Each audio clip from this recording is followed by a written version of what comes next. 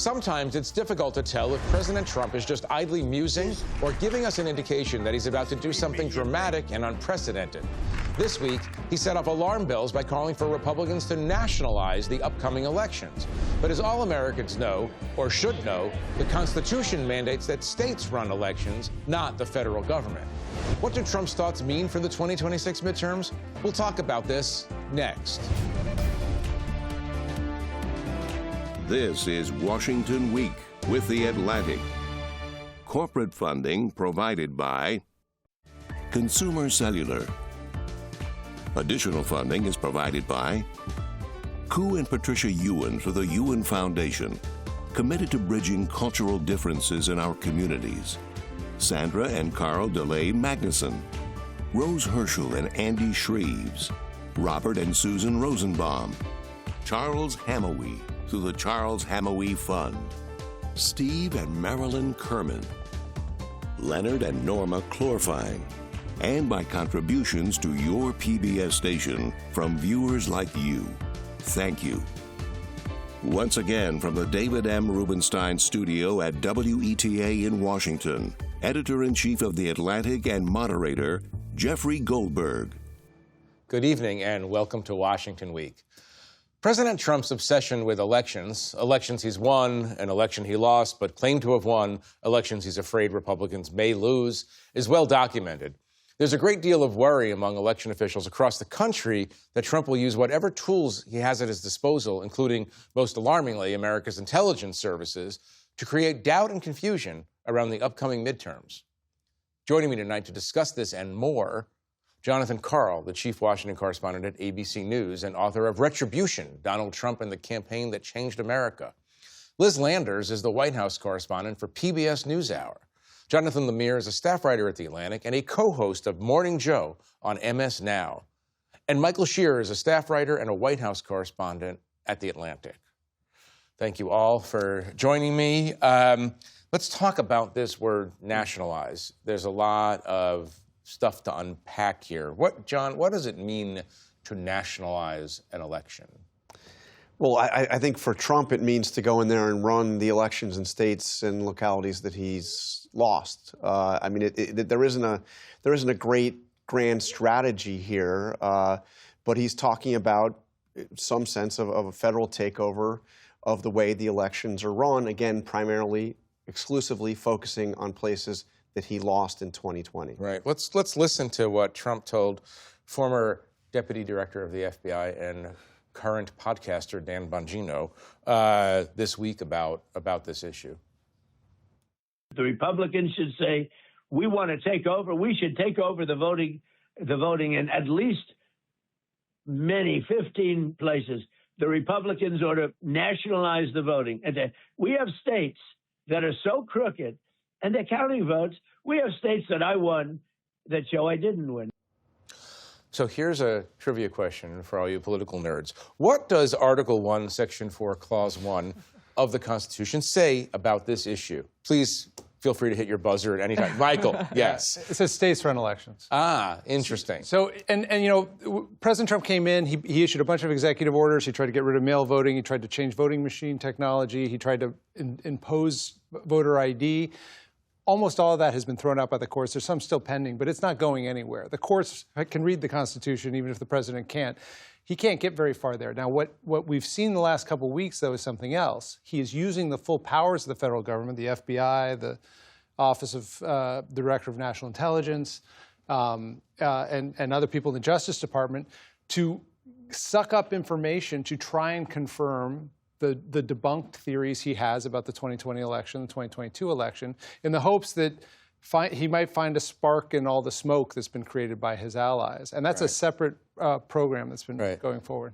John, I don't want to get all Schoolhouse Rock here, except that I actually do. But why is it that the founders, the framers of the Constitution, thought it was important to devolve election supervision to local authority? Well, in part to prevent exactly this from someone, from a president or some sort of ruler to try to rig the system. The authority should be in the states. That's the United States of America. It's right at the beginning it was set like that. And I think there's other interviews where the president has given about this where he's highlighted Philadelphia, Detroit, Atlanta, what are those? Those are big blue cities with, frankly, majority-minority cities that he lost, and he knows where Democrats will do well again. And Tulsi Gabbard heads there as, you know, as DNI, suggesting that there's some sort of foreign interference in American elections. She made a separate trip to Puerto Rico. Her team did, looking for it there as well. And this is President Trump not just trying to relitigate 2020, but Democrats are afraid this is about 2026, 2028,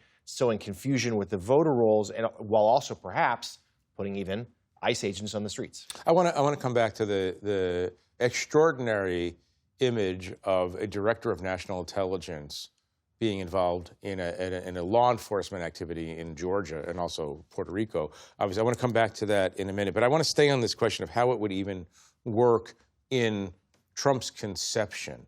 What would it would literally mean? Federal officials moving into local election boards and supplanting those people? Like Liz, what would he do in order to create this, what he would think of as a fair election, meaning one that he would be guaranteed of winning? Well, the White House was asked about this several times this week, and Caroline Leavitt said that what the president actually meant was that he was supporting the SAVE Act, which is now a bill that may get a vote in Congress soon. And this is something that the Republicans are pushing for, and it has some pretty major changes to voting in this country, including voter ID would be required. There's some changes to some of the other parts of what makes every state vote differently across the country. But the president himself, though, continued to double down on his own statement about nationalizing the election, even after she said that's not really what he meant. He said in the Oval Office later on this week, after the Bongino interview, he said a state is an agent for the federal government in elections. I don't know why the federal government doesn't do them anyways. So I say that again. A state is an agent of the federal? A state is an agent for the federal government in elections. So I think that he does want to see. You know who never thought that? From James Madison. Right. Or Hamilton, or really anybody. Yeah. Take over these elections. I mean, look, the Constitution does say that Congress could have a role. Yeah. What the person that doesn't have a role is the chief executive, is the president. Right. The last person to have a role, the last entity that would have a legitimate role is the So the SAVE Act requires rather onerously proof of not just a photo ID, but proof of citizenship, and you must do every time you interact with the with your registration, when you're changing your address, when you're moving, any of that stuff. But look, what he wants is he wants to do away with mail-in voting, and he wants Republicans to be basically in charge of administering elections. Not the federal government. He wants Republicans to be in charge. Right. So he's actually, in his statements, he's been using two different. He's saying, I want Republicans in charge, and I want to nationalize. And in his mind, they're interchangeable. They're interchangeable. Liz, I want to just play an interesting exchange that you had with Caroline Leavitt, the White House spokeswoman, the other day on election questions. Let's listen to this. Steve Bannon recently said, quote, "We're going to have ICE surround the polls come November." Is that something that the president is considering? That's not something I've ever heard the president consider, no. Can you guarantee to the American public that ICE will not be around polling locations or voting locations in November? I can't guarantee that an ICE agent won't be around a polling location in November. I mean, that's frankly a very silly hypothetical question. But what I can tell you is I haven't heard the president discuss any formal plans to put ICE outside of polling locations. It's a disingenuous question. Silly and disingenuous. I think we would agree that that's a pretty good question. What was your reaction to that answer? It didn't make it sound like ICE is not going to be deployed. Right. I think that that's the takeaway there. Look, it's not legal to have federal law enforcement agents outside of polling locations. We have laws, and states have individual laws about this as well, how far you can be from a polling and voting location. But we've seen that this administration over and over has tested the bounds of the law on immigration, on a number of issues. So I asked her this because Steve Bannon is an ally of the president, a former advisor to him. He has a very large microphone, and for him to be talking about this and sort of putting this into the ether, I thought it was important to sort of get it on the record with the White House whether or not they're talking about this. Go ahead. But look, there's a context here, which is the Republicans fear major losses coming in the midterm elections. They've had a series of setbacks. You had the November losses in New Jersey and in Virginia. You had the loss in Miami. You also had just over the weekend a loss in a state house race in Texas, where a district that had gone overwhelmingly for Trump was suddenly won by Democrats. The fear is that we're looking at a real blue wave for these midterm elections. That's the context here. I think that part of this is trying to intimidate Democratic voters, and part of it is laying the groundwork to challenge the election results from the midterms. Go ahead. There's also real tension over this in the White House. I mean, I was told this week that after the president came out with those statements, his senior advisors were saying, no, nationalizing is not it. These are people who are working on the investigation in Fulton, working on the Georgia case, who support what Tulsi Gabbard is doing.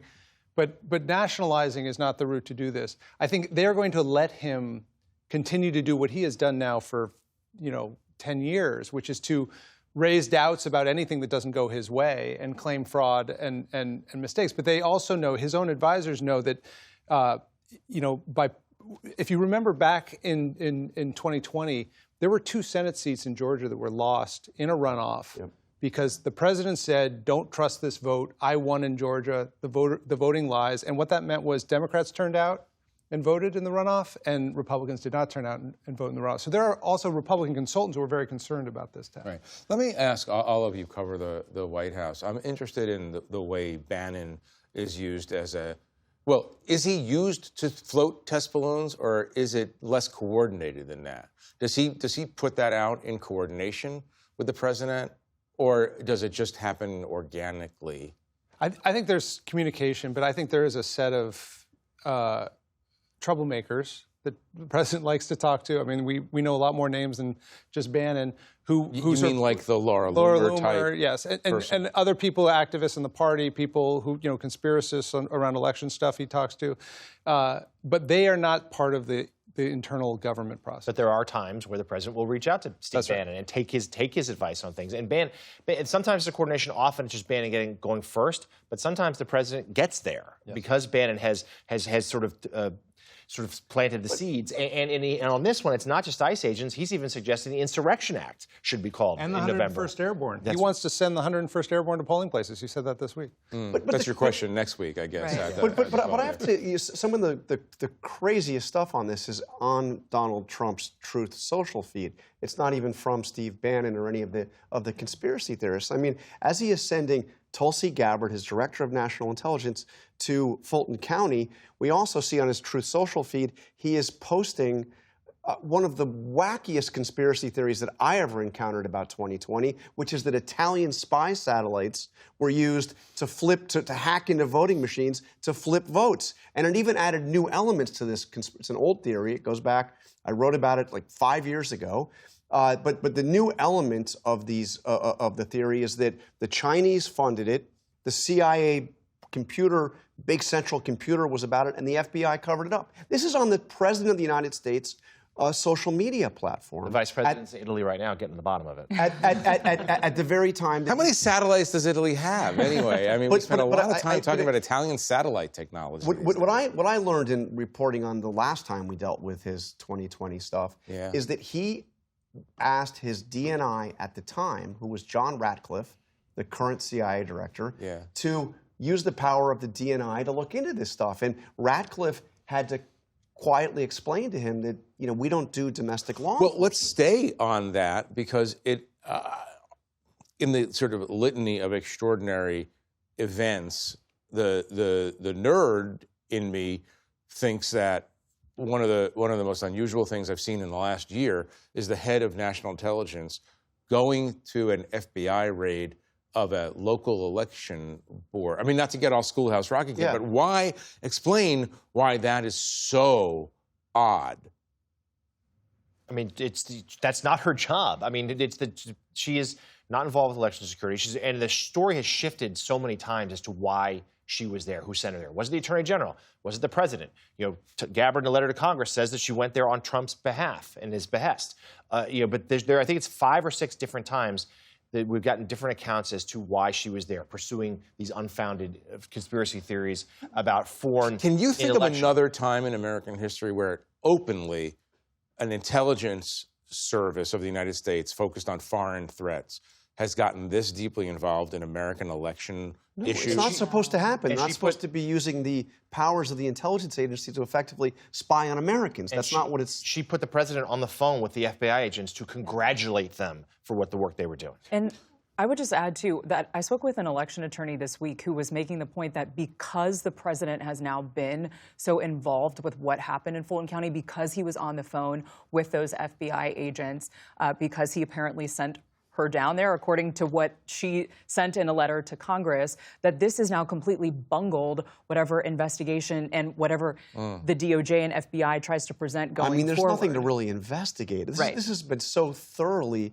investigated. Yes. What we do and you know, I mean, this also gets to the point of who is in the White House now, who is in the president's cabinet, because Donald Trump wanted those ballots to be seized in 2020. He wanted Bill Barr to activate the Department of Justice to do it, the former Attorney General. And then when Barr left, he wanted Barr's replacement, acting Attorney General Jeffrey Rosen, to do it. When Rosen wouldn't do it, he threatened to fire him and install somebody who would do it, a guy named Jeffrey Clark. When the president was about to do that, the entire civilian leadership of the political leadership of the Department of Justice threatened to resign en masse, and it didn't happen. Now he has an Attorney General that will do what he wants, whatever he wants, and he has a Director of National Intelligence who will also do whatever he asks. Let me note that the president seems to be, this is my impression, talking more and more about 2020 and more.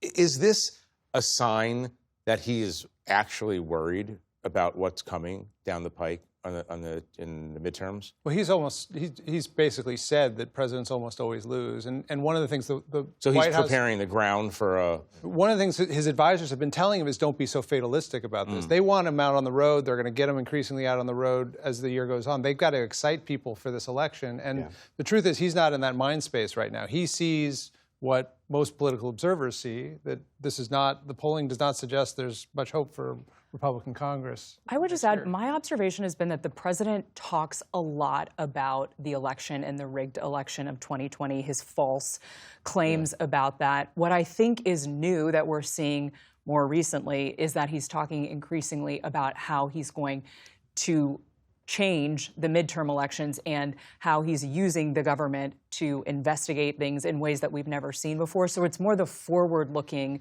part of this that I think is different. That's interesting. I mean, at the National Prayer Breakfast this week, he spoke about this in a way that one usually doesn't hear at the National Prayer Breakfast. Let's just watch one minute of that.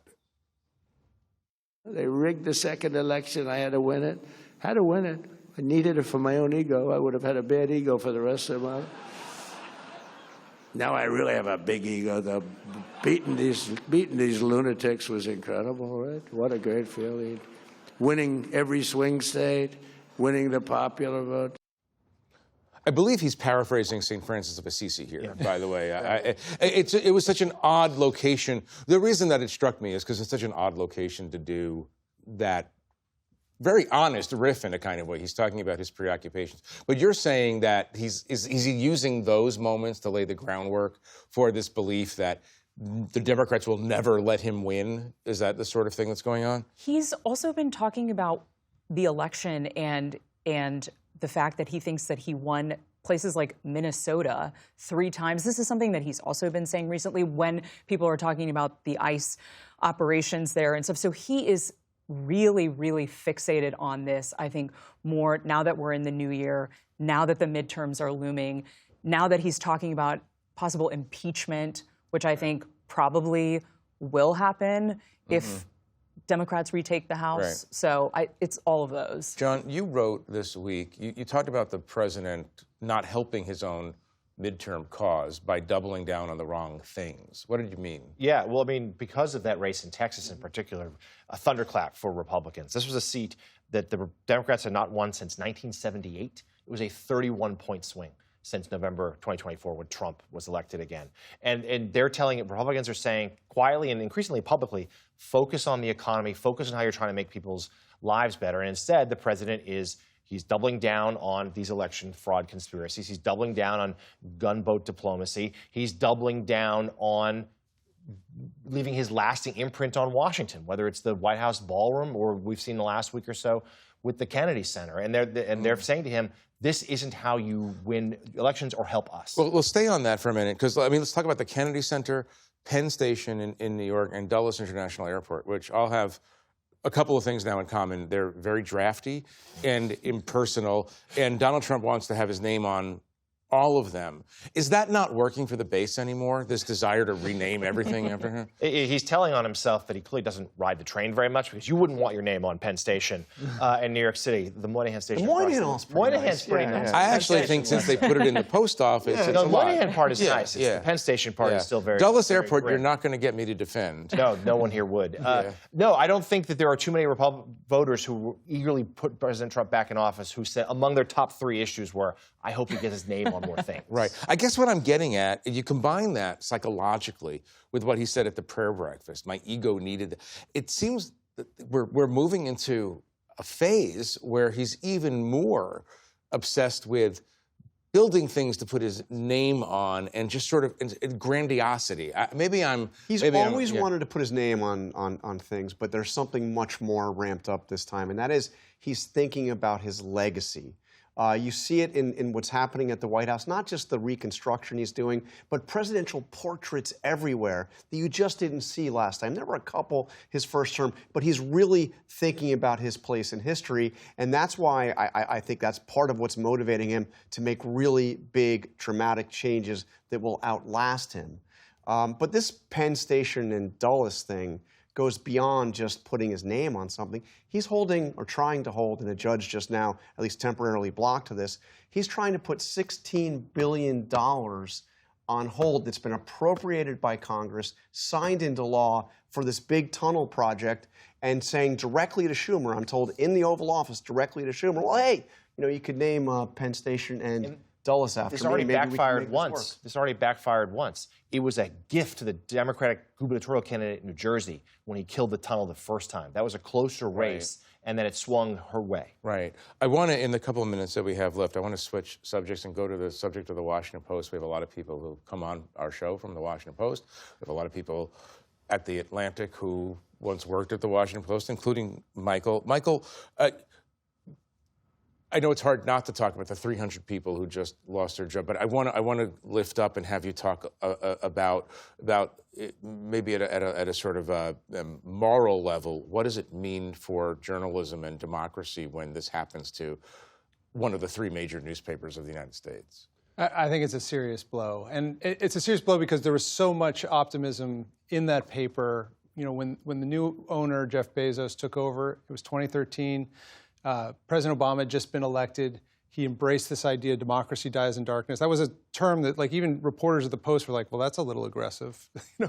That's going to be our motto. He leaned fully in, and as soon as the winds changed, as soon as the president switched, voters were looking like they're going to reelect President Trump, he entirely flipped. And the decisions that have been made since 2024 have repeatedly hurt the place, not made it stronger, and I think history will almost certainly show that what happened this week is going to make it weaker still. Was this an extinction-level event or an extinction-level threat for a newspaper? I think it's an extinction-level threat for Jeff Bezos' Washington Post, yes. I don't think there is a path for that to recover, and I think it's just a matter of time before he decides to move on from it and sell and allow somebody else to try and rebuild it. John, last question to you on this. A lot of Republicans are saying, oh, well, the Washington Post is having these problems because it was too liberal.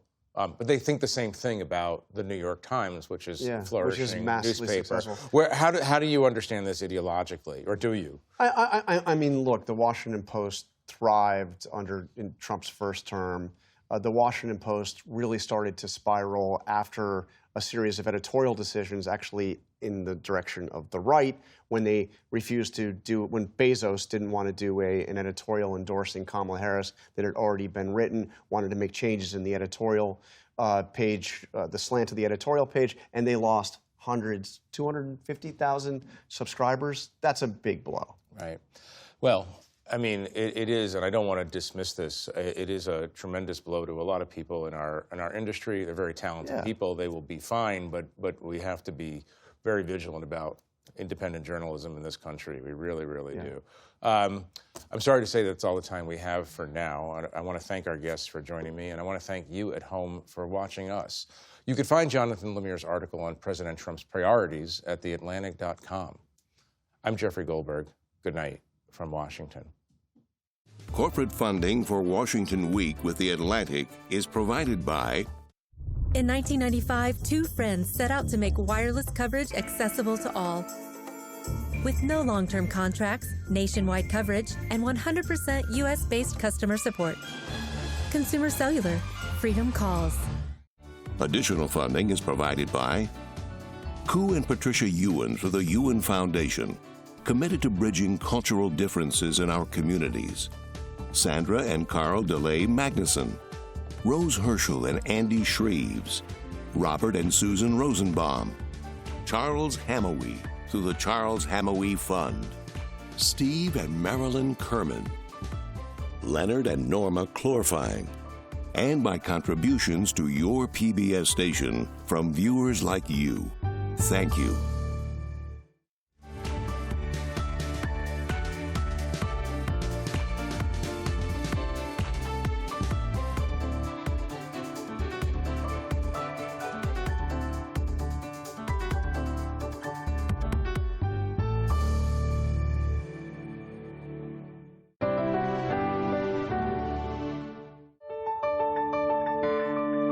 You're watching PBS.